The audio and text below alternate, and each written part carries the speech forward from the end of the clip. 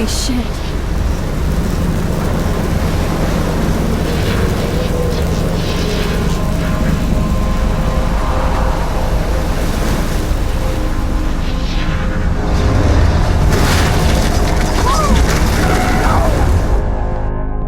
That was so surreal. Famously called film Little Pieces of Time. But he could be talking about photography, as he likely was. Okay, I'm in class. Everything's cool. I'm okay. From light to shadow. From color to chiaroscuro. Now, can you give me an example of a photographer who perfectly captured the human condition in black and white? I didn't fall asleep, and that sure didn't feel like a dream. Bueller? Weird. Diane Arbus. There you go, Victoria. Why Arbus? Because of her images of hopeless faces. You feel like totally haunted by the eyes of those sad mothers and children. She saw humanity as tortured, right? And frankly, it's bullshit. Shh. Keep that to yourself. Seriously, though, I could frame any one of you in a dark corner and capture you in a moment of desperation. And any one of you could do that to me.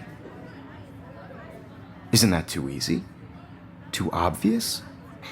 What if Arbus chose to capture people at the height of their beauty or innocence? She had a brilliant eye, so she could have taken another approach. I have to admit, I'm not a big fan of her work. I prefer Robert Frank. Me too, Victoria. He captured the essence of post-war beat America, and there was honesty about the economic conditions of the era, but a beauty in the struggle.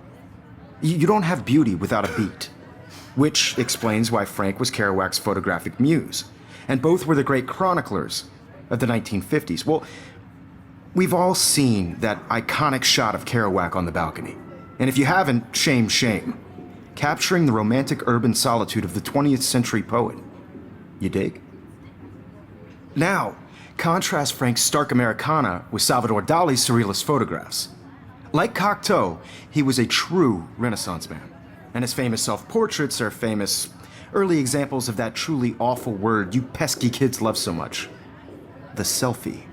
And it's a great tradition, and I wholeheartedly fight for your right to self-expression, or selfie expression. Sorry, I know. So if anybody wants to question the portrait as modern narcissism, they could go back hundreds of years to blame society. Speaking of questions, I bet you thought I'd talk all the way until the bell rang. It's your turn to lecture us.